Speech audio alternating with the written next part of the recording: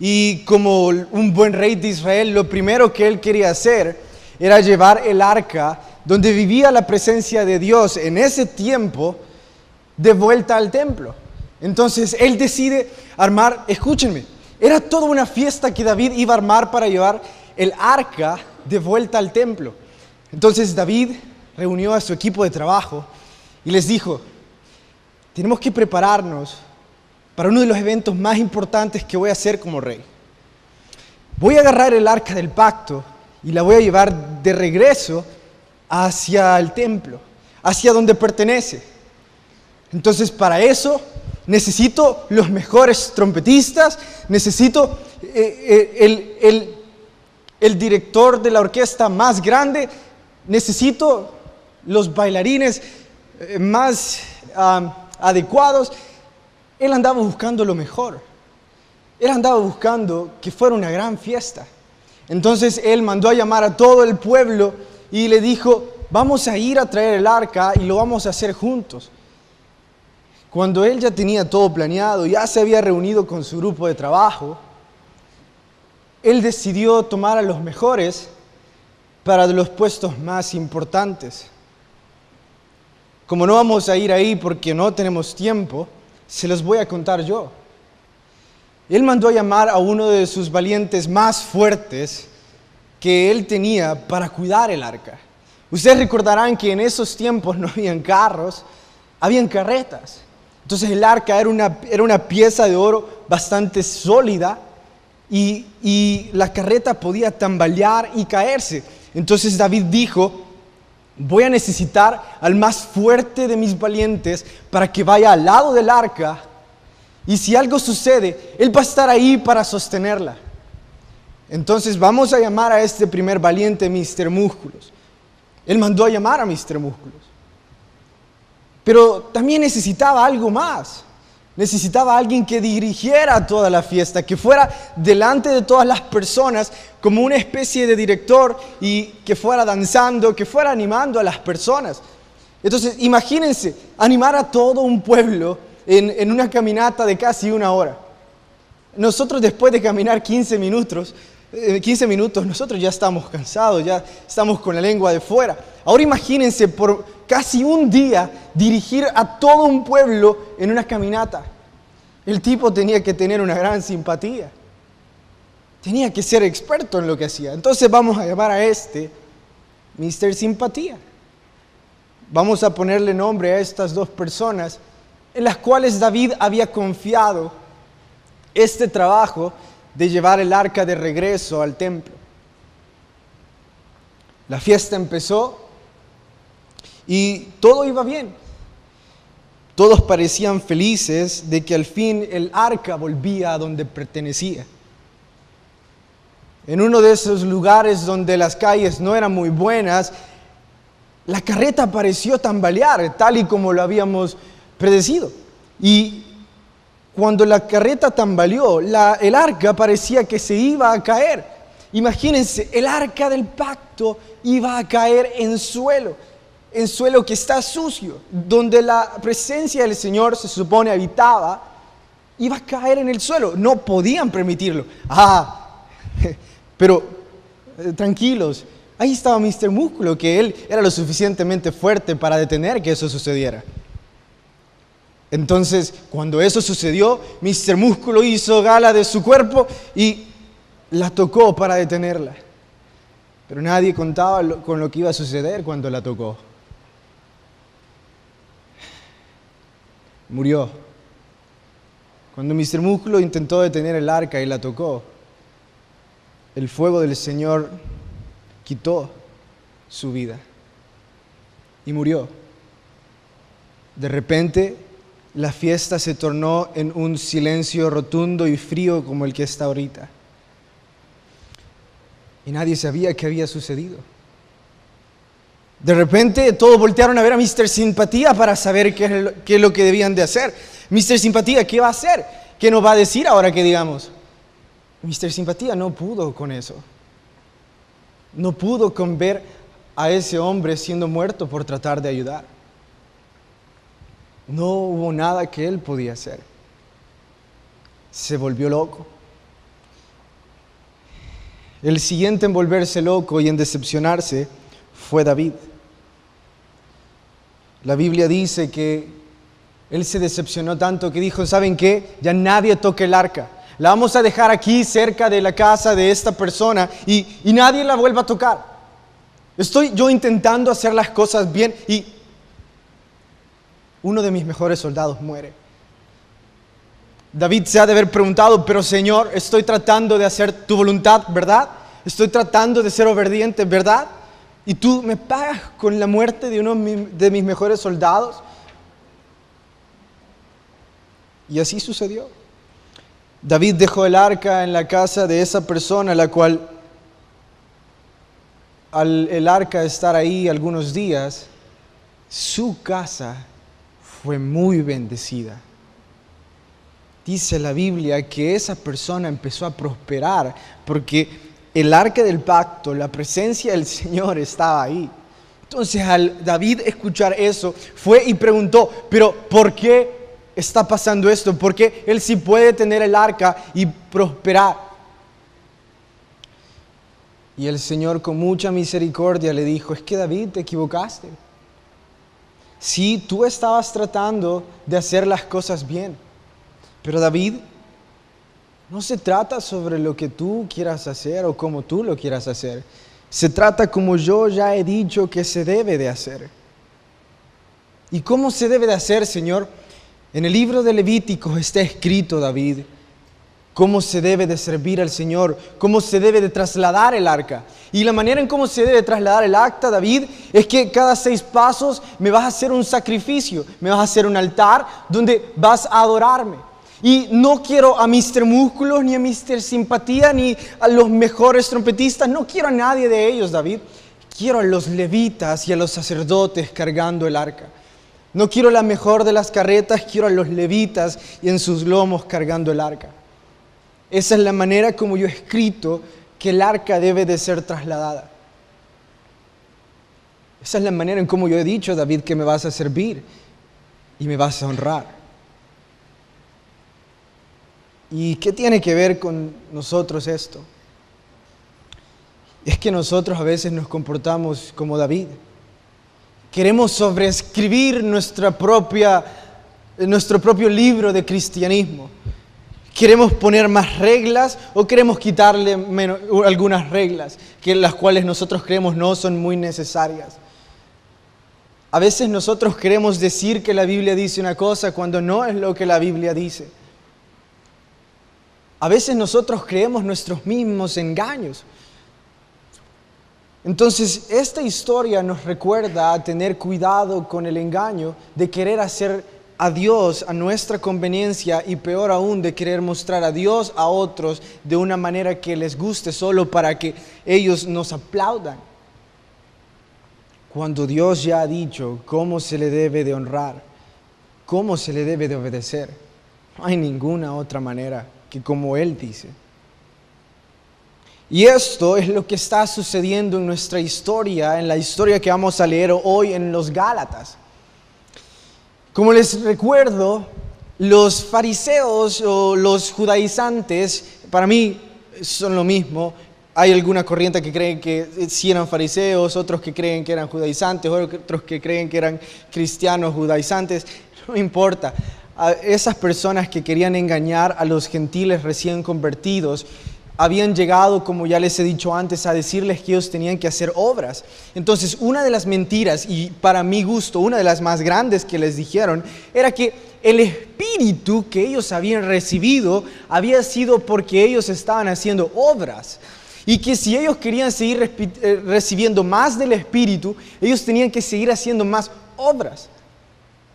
Entonces, esas personas estaban tratando de reescribir lo que Jesús ya había dicho debía de ser. Así como David intentaba reescribir lo que Dios ya había dicho que se debía hacer.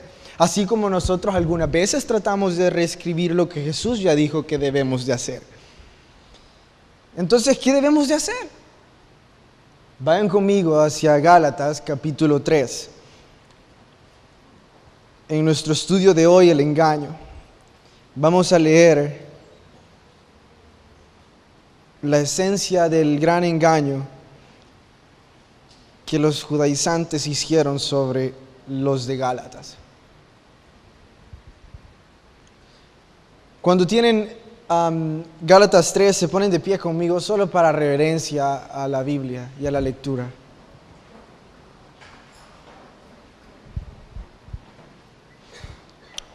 Gálatas 3, capítulo 3, verso 1. Oh Gálatas insensatos, ¿quién os fascinó para no obedecer a la verdad? A vosotros ante cuyos ojos Jesucristo fue ya presentado claramente entre vosotros como crucificado. Esto solo quiero saber de vosotros. ¿Recibisteis el Espíritu por las obras de la ley o por el oír con la fe? ¿Tan necios sois? Habiendo comenzado por el Espíritu, ¿ahora vais a acabar por la carne? ¿Tantas cosas habéis padecido en vano? Si es que realmente fue en vano. Aquel pues que os suministra el Espíritu y hace maravillas entre vosotros, ¿lo hace por las obras de la ley o por el oír con fe? Oren conmigo. Señor, gracias por tu palabra. Y Señor, gracias porque hoy no tenemos que hacer algo para pertenecer a ti. No tenemos que lucir de alguna manera, ni tenemos que comportarnos de alguna manera, Señor, sino que tú haces ese cambio en nuestras vidas. Gracias por que nosotros no tenemos que hacer nada, porque tú ya lo hiciste todo. En tu nombre, amén. Pueden tomar su asiento.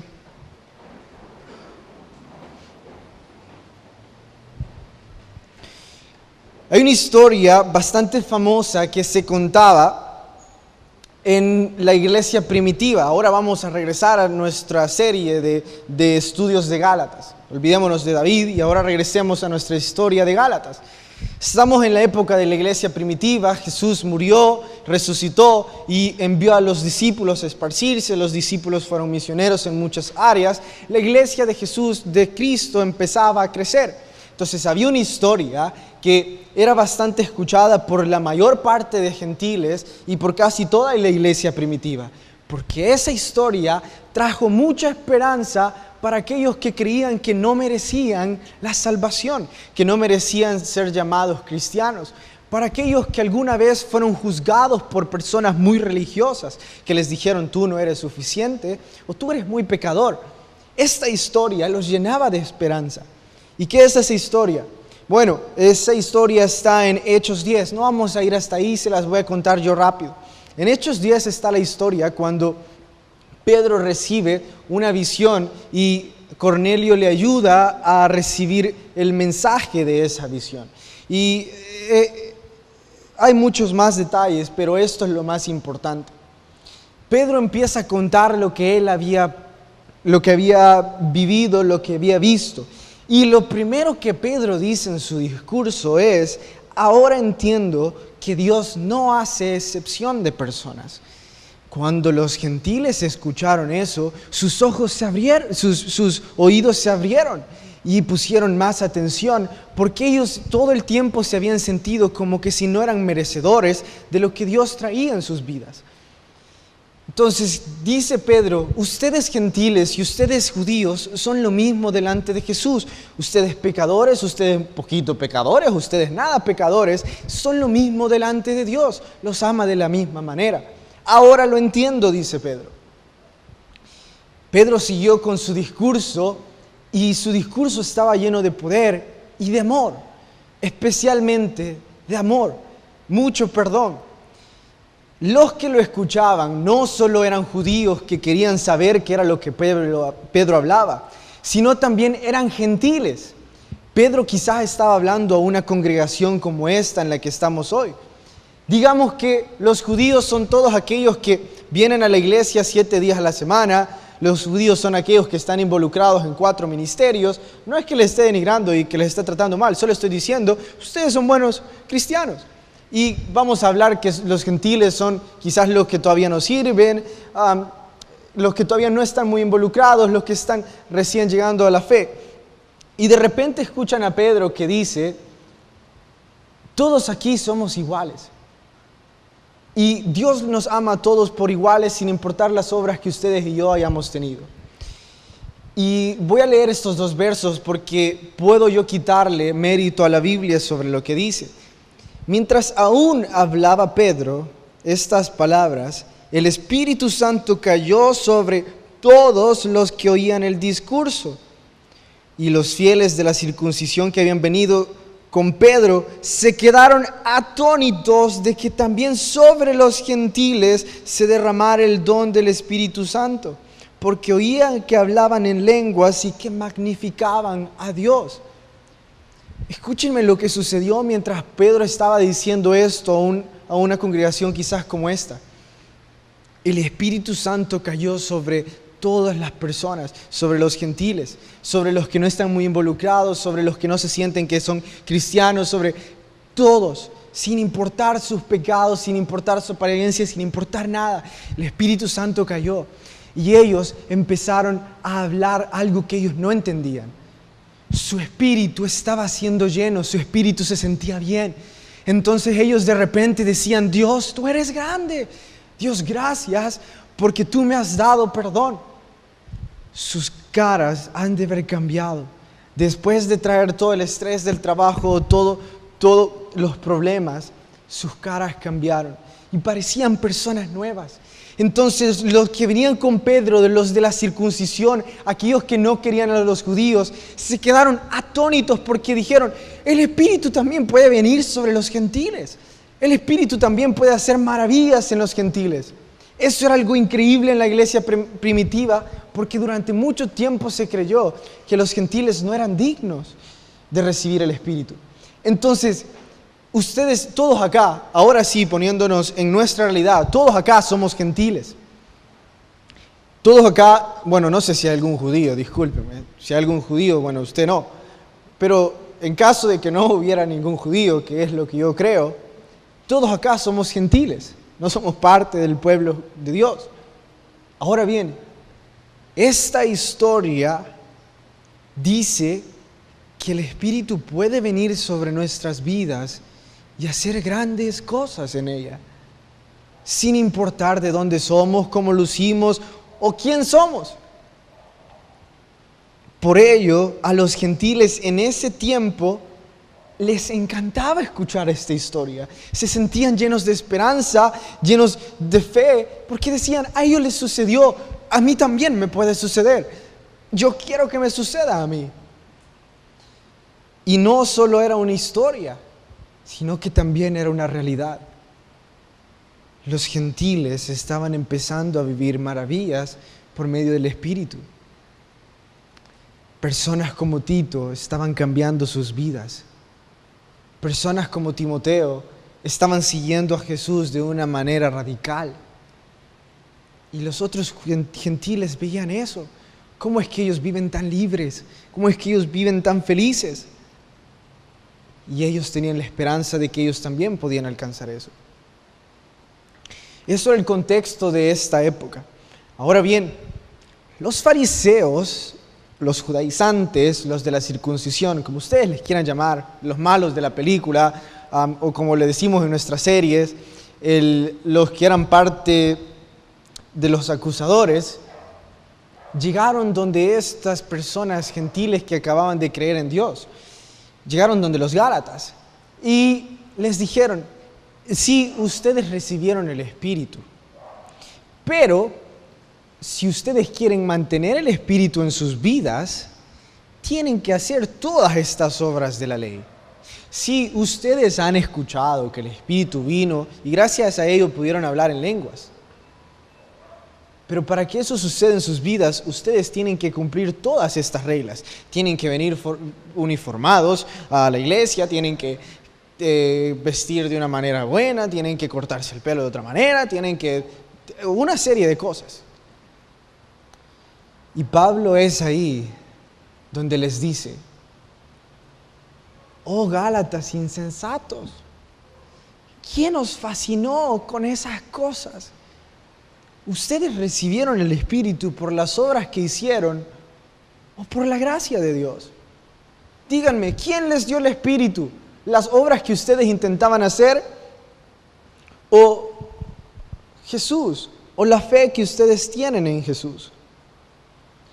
Entonces, si nosotros queremos contextualizar esto en nuestras vidas, tenemos que saber,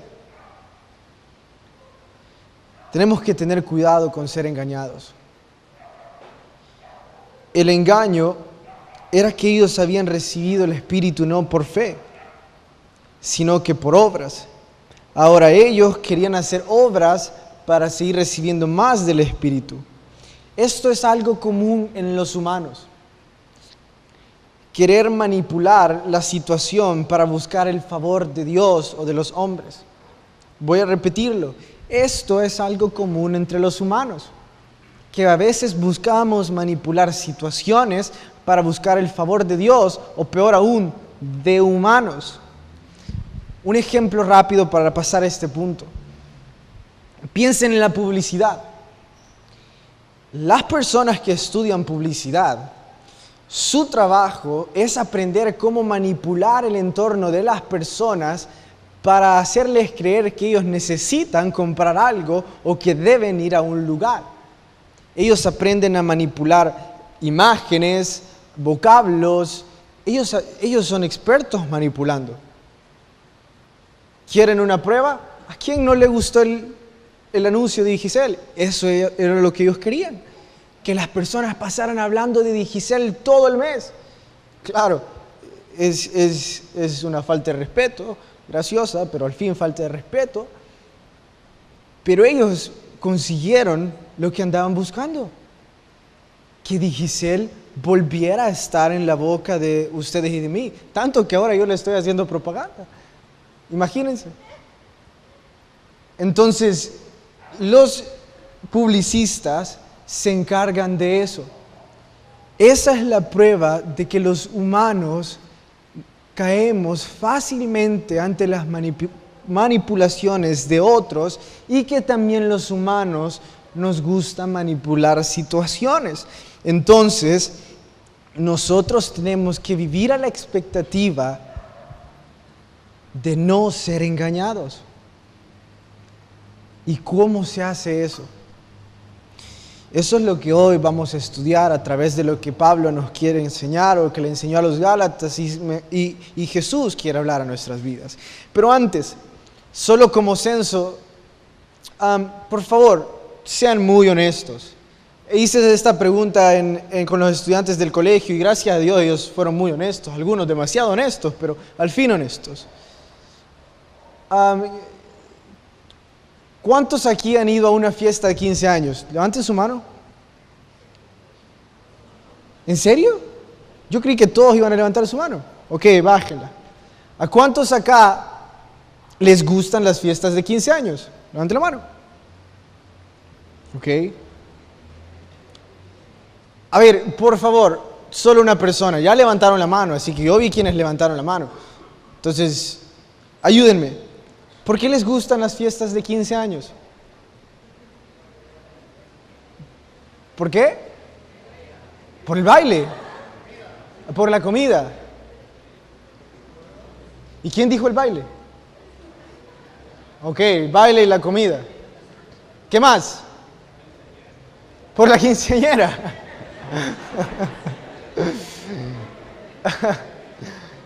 ¿Qué más? Bueno, 3 son suficientes. Entonces tenemos que, todos alguna vez hemos ido a una fiesta de 15 años y que lo que les gusta de las fiestas de 15 años es la comida, el baile y la quinceañera. Bueno, dejémoslo ahí. Ahora voy a hacer otro censo y por favor sean honestos y no tengan pena. ¿Quiénes de ustedes acá están sirviendo en algún ministerio? Por favor, ¿pueden levantar la mano? Ok. Bueno, a todos los que no, les tengo una buena noticia. En serio, les traigo algo que va a revolucionar la historia sobre esta iglesia. Les traigo un ministerio que se trata de comida, baile y quinceañeras. ¿Qué les parece? ¿Quiénes quieren ser parte? ¿Pueden levantar su mano todos los que quieren ser parte?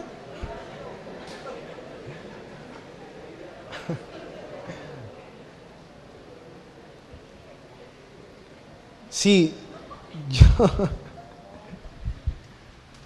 Sí, yo sé que suena bastante exagerado y que suena a locura. Pero los humanos, en el intento de engañarnos, hacen cosas así. Hacen engaños que ellos llaman en nombre de Dios, manipulan a personas, manipulan el mensaje de la salvación con tal de tener más personas en sus iglesias o en sus reuniones. Hay situaciones aún más tristes. Hay situaciones, escúchenme, es tan fácil como ustedes entrar a Facebook. Hay personas que postean en sus Facebook cada cosa que no es el Evangelio. Y lo más triste es que hay algunos que creen eso y comparten eso. Haz esta oración y la prosperidad sobre el Señor vendrá sobre tu vida. Manipulan cada cosa. Y lo triste de esta generación, ¿saben qué es? Que Facebook se ha convertido en la biblioteca de los ignorantes. Antes las personas lo que sabían era por libros, era por estudios. Hoy lo que usted y yo sabemos es por Facebook. En serio, hagan un censo de sus pláticas. ¿Qué cada cosa que hablan ustedes la han sacado de Facebook? ¿En qué conversación de todos nosotros no ha estado el aguacate? Sí, ya vieron de todos. Porque eso es lo que nosotros estamos metiendo en nuestras mentes. Y el enemigo sabe eso. Entonces el enemigo toma ventaja y hace que la biblioteca de todos nosotros se convierta en Facebook. Y de repente nos convierte a todos nosotros en ignorantes. Y ya no hay estudiantes de la Biblia. Ya no hay personas que buscan el amor. Ya no hay personas que promueven el perdón. Sino hay personas que comparten imágenes y ponen estados animadores. Hay alguien que me preguntó hace mucho tiempo: Carlos, vos ves esas cosas en Facebook, vos ves que a veces usan el nombre de Dios en vano. ¿Por qué nunca pones nada? ¿Por qué nunca les escribís algo? No sé. Yo les dije: discúlpenme, yo no estoy llamado a Facebook. Y si hay alguien que va a creer en lo que está en Facebook, pues yo no puedo hacer nada por él. Porque la Biblia es muy literal. Es muy fácil de entender para aquellos que busquen entenderla. Y no voy a debatir con nadie sobre nada, porque Dios no me ha no me ha llamado para debatir con nadie de nada, sino me ha llamado a estar en este lugar enseñando la Biblia. Hay personas que van a tratar de manipular el mensaje de Jesús. Se los he mostrado. Y también les he mostrado que muchos de nosotros estaríamos felices de eso. Entonces, aquellos cristianos, aquellas personas de ustedes que están acá y están buscando de Dios, si ustedes realmente están buscando de Dios, les voy a dar algo bien simple. Busquen de Biblia y de nada más que de Biblia. Porque cuando algo es más importante que la Biblia en nuestro caminar con Cristo, si algo ocupa prioridad sobre la Biblia en nuestro caminar con Cristo, ustedes y yo nos convertiremos en adoradores de esa cosa y no de Cristo. Si la vestimenta es lo más importante en su caminar con Cristo, ustedes y yo nos vamos a convertir en adoradores de nuestra apariencia. Si a ustedes les encantan los salmistas, bueno, ustedes se van a convertir en adoradores de salmistas y no de la Biblia, porque la prioridad sobre sus vidas son los salmistas. Los grandes oradores, si a ustedes les gusta cómo ellos hacen sus grandes oratorias, o el grupo social, o el espectáculo que algunas personas pueden llegar a manejar para enseñar o para hablar sobre medio de Dios, si para ustedes esa es la prioridad, algún día ustedes se van a convertir en adoradores de esa prioridad. Y van a estar muy lejos de ser adoradores de Dios. nuestra prioridad debe de ser la Biblia, porque es a través de la Biblia que el Espíritu Santo nos revela el carácter de Dios, y es así como nosotros podemos conocerle más. ¿Por qué cambiar lo que ya ha sido escrito? ¿Por qué querer añadir algo más al Evangelio? Antes de que Jesús viniera en las sinagogas, en el templo, ¿saben qué era lo que se hacía? Estudiar la Biblia. Después que Jesús vino, dice Hechos 4, ¿saben qué era lo que hacía la iglesia primitiva? Estudiar la Biblia, estudiar las profecías, estudiar lo que Jesús había hecho en las vidas de las personas que Él había estado cerca. Entonces, ahora, ¿por qué cambiar el Evangelio? ¿Por qué hablar sobre cosas que no están en la Biblia? ¿Por qué buscar de cosas que no están en la Biblia? Ahora ustedes me dirán, bueno, ¿y cómo hacemos con el fútbol? Esta iglesia ocupa el fútbol como un gran gancho evangelístico, y también ocupa muchos alcances evangelísticos para traer a las personas a Jesús. Entonces, entonces, ¿qué es lo bueno y qué es lo malo? Bueno, yo no soy el mejor para decir esto, así que yo solo voy a ser un repetidor de lo que a mí se me explicó. Yo hice esta misma pregunta a nuestros líderes y yo les pregunté, entonces, ¿pueden ayudarme con esto? Y ellos me dijeron, sí, es cierto, nosotros lo ocupamos como gancho, pero esa no es nuestra prioridad. El momento del estudio bíblico nadie lo cambia por nada.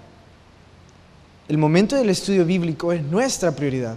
Sí, hay buenos torneos y los partidos se ponen buenos, pero la prioridad es la Biblia.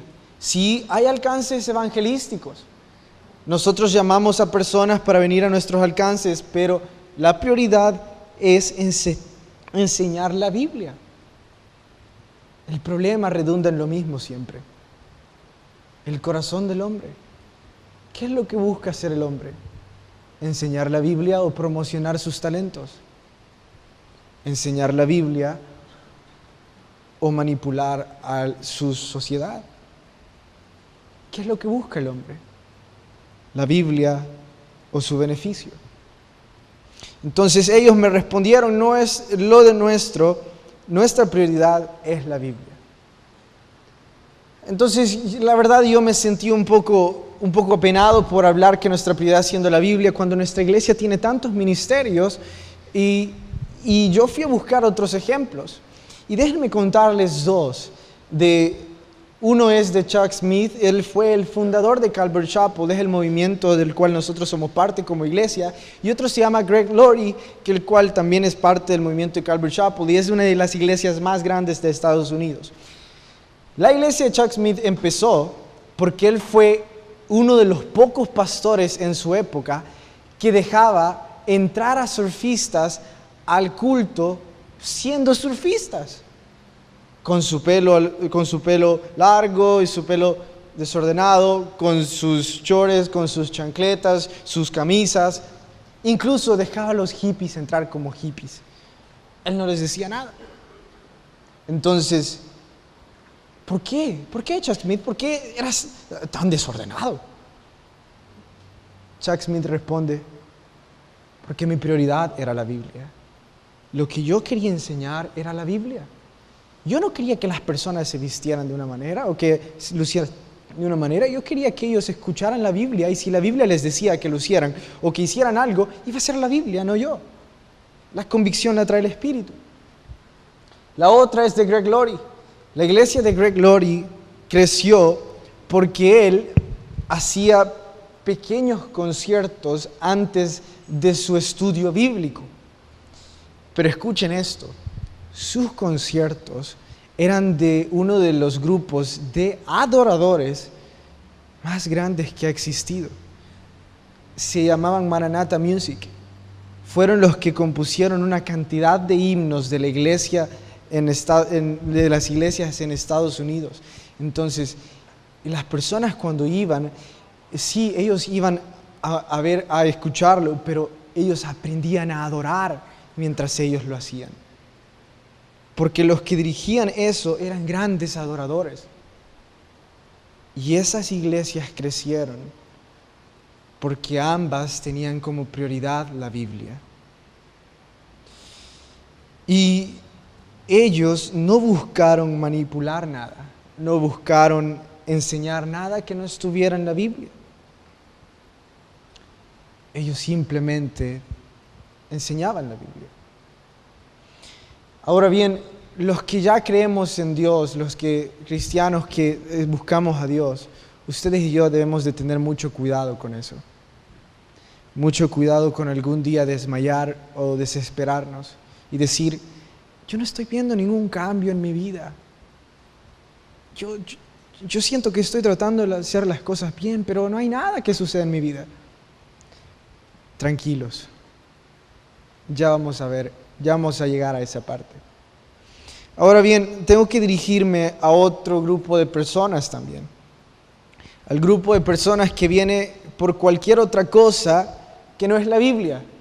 Parejas, amigos, fútbol, no sé, ustedes saben. Mi trabajo es enseñar la Biblia. Y por favor, no crean que a mí me gusta estar parado aquí 40 minutos hablando. Si ustedes me conocieran, a mí lo último que me gusta es hablar solo. Sí me gusta hablar con las personas, pero solo no. Me gusta escuchar. Entonces, y por favor tampoco crean que yo quiero hacer o que la iglesia quiere hacer algo aburrido, que los quiere tener sentados haciendo nada. Nuestro trabajo es instruir la Biblia, es estudiar la Biblia. Así que discúlpenme si alguna vez se sienten aburridos porque de repente no hacemos un show aquí, o yo no bailo, o yo no soy guapo, o algo así. Disculpen, nuestro trabajo es enseñar la Biblia. Hubo una persona que le preguntó a mi papá es el pastor, por los que no sabían, y obviamente él es el jefe. Yo tengo que hacer todo lo que él diga, y le preguntó, mire, ¿qué hacen en el culto de jóvenes, en el estudio de jóvenes? Cantan y estudian la Biblia. ¿En serio? ¿Y eso que no es lo mismo que en un culto normal? Sí. ¿Y por qué? ¿Y a qué se va a la iglesia? Ah, sí, ¿verdad? Eso es lo que muchos piensan. Que la iglesia está para entretenernos. Que la iglesia está para que nosotros disfrutemos o que se nos vayan a entretener. La iglesia no está para eso. La iglesia está para instruir la Biblia. Porque por medio de la Biblia el Espíritu nos revela y el Espíritu entra en nosotros. Entonces, por favor, si ustedes no son cristianos todavía y ustedes están preguntándose, ¿por qué hacen esto? Discúlpenme, en serio. Lo único que yo quiero hacer es enseñarles lo más importante para mi vida, y lo más importante para mi vida es la Biblia. Y eso es lo que ha cambiado muchas vidas hasta ahora, la Biblia. No espectáculos, no shows, no juegos, no fiestas, no nada de eso, sino la Biblia. Y hay una gran cantidad de ministerios del exterior que han empezado así, que hacían un gran espectáculo, hacían un gran show, una gran fiesta para que las personas vinieran. Y había algo extraño en esas personas, que cuando sus problemas se acrecentaban, que cuando ellos ya no sabían qué hacer, ellos se iban, ellos ya no volvían. ¿Y saben por qué? Porque Juan 15 dice que solo aquellos que permanecen en la vid no van a ser cortados.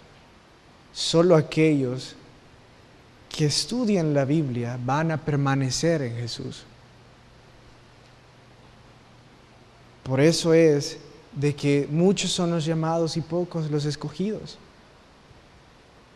Ahora bien, usted me va a decir, entonces, ¿estoy yo mal? Porque yo vine aquí por el fútbol o por mi novia, así que discúlpenme. No, escúchenme, también es una herramienta evangelística. Ustedes no han hecho mal. Lo que nosotros deseamos es que sus vidas sean transformadas mientras ustedes estudian la Biblia con nosotros. Y ustedes van a experimentar lo que habla Gálatas. Dice Gálatas que el Espíritu hacía maravillas en las personas. Y Pablo les dice, ¿acaso no es el Espíritu el que hace esas maravillas? Es triste pensar que un buen porcentaje de personas que dicen ser cristianos no han experimentado ser un mini Cristo. Dicen ser cristianos, pero no saben qué es ser un mini Cristo. Y déjenme decirles, ser un cristiano no significa pertenecer a una religión. Peor aún, no significa pertenecer a una iglesia o a un ministerio. Ser un mini Cristo significa ser libre. Ser libre del rencor. Ser libre del odio. Ser libre de aquel daño que una persona nos hizo en nuestra vida. Yo sé que le marcó su vida y la mía. Pero ser cristiano es ser libre de eso. Ser cristiano es que usted ahora puede vivir en paz. Porque ahora conoce el gozo de su salvación. Conoce el hecho de que no importa lo que suceda al salir, ustedes y yo vamos para el cielo. Lastimosamente, el otro buen porcentaje que no sabe qué es ser un mini Cristo, viven con sus caras largas, viven preocupados porque quieren lucir mejor, viven viendo la vida de otros para juzgarles. Y eso no es ser un cristiano. Y por eso es que ellos viven tan miserables, porque ellos no han experimentado que ser instruidos por la Biblia. Sí la conocen, pero no la han hecho parte de su vida. Tal y como los Gálatas conocieron a Jesús, pero no lo habían hecho parte de su vida. Entonces Pablo les dice, ustedes, ¿por qué son tan insensatos? Ustedes saben de Jesús. ¿Quién nos fascinó con todas estas mentiras? Pero Pablo, ¿por qué está siendo tan enfático en quererlo sacar de esa mentira? Es más, ¿y tú por qué estás haciendo tanta alusión a la Biblia? ¿Qué es lo importante de la Biblia? Bueno, déjenme decirles lo importante de la Biblia. Voy a comenzar con el ejemplo que usé en la introducción. David se desesperó y se entristeció porque él, tratando de hacer las cosas bien para Dios, fue todo peor. Cuando él cumplió con lo que el Señor le había dicho, él entró a la ciudad y entró danzando de una manera nunca antes vista. Incluso su esposa se enojó porque lo vio muy alegre. Las personas lo veían y decían, ¿qué es la felicidad que hay en este hombre? Ahora déjenme decirles el ejemplo que estamos estudiando sobre los gentiles que recibieron el Espíritu. Esos mismos gentiles se convirtieron en misioneros para el mundo y gracias a ellos, ustedes y yo hoy tenemos la Biblia. Se convirtieron en personas que ellos no tenían idea que podían llegar a ser. Hay una cosa que voy a hacer mucho énfasis en estos últimos minutos, y es que la Biblia transforma nuestras vidas. La Biblia nos hace más como Dios quiere que seamos que como nosotros somos. Cuando ustedes y yo la leemos, ustedes y yo no estamos leyendo el diario. Nosotros estamos leyendo lo que Dios quiere decirnos. Por lo tanto, la única prueba de que usted y yo hemos pasado en la Biblia es una transformación. Es que vamos a ser diferentes. Cada vez que leamos la Biblia va a haber algo nuevo en nuestras vidas. Por eso es que en los ministerios hacemos tanto énfasis con los devocionales diarios. Por eso es que en este púlpito hacemos tanto énfasis en estudiar la Biblia. Porque aquí aprendemos lo que Dios quiere para nuestras vidas. Y lo que Dios quiere para nuestras vidas es mucho mejor de lo que ustedes y yo creemos que podemos ser. Y yo sé que es difícil ver cambios en nuestras vidas, pero otra vez, no desmayen, no se frustren, no se desesperen y no crean que se lo estoy diciendo a ustedes. Yo me lo tuve que decir a mí mismo mientras yo preparaba esto. No desmayes, Carlos, no te desesperes. Y este fue el verso que Dios puso en mi camino cuando estaba en esto. Vayan por favor conmigo hacia Filipenses 1. Cuando estén en Filipenses 1, por favor lean verso 6. Filipenses 1, 6.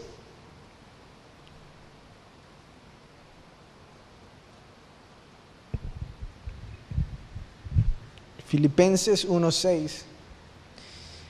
Está un poco antes de Gálatas. No, perdón, después.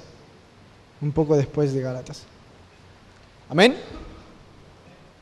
Bueno, los que no lo han encontrado, escuchen. Estando persuadido de esto, que el que comenzó en vosotros la buena obra, la perfeccionará hasta el día de Cristo. Esta es una promesa para todos aquellos que confiemos en Jesús.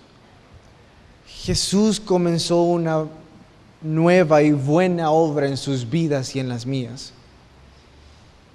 Y aquí no hay un paréntesis donde dice, y aquel que la empezó va a parar y la va a comenzar un mes después. Dice, va a terminarla hasta que Jesús venga. Va a estar en un constante proceso, en un constante reavivamiento. Va a ser constante en esa obra. ¿Cuál obra? En sus vidas y en las mías. En cambiar lo que ustedes y yo no podemos cambiar. En hacernos más como Él y menos como nosotros. En dejarnos vivir en esa libertad, en ese amor, en ese perdón.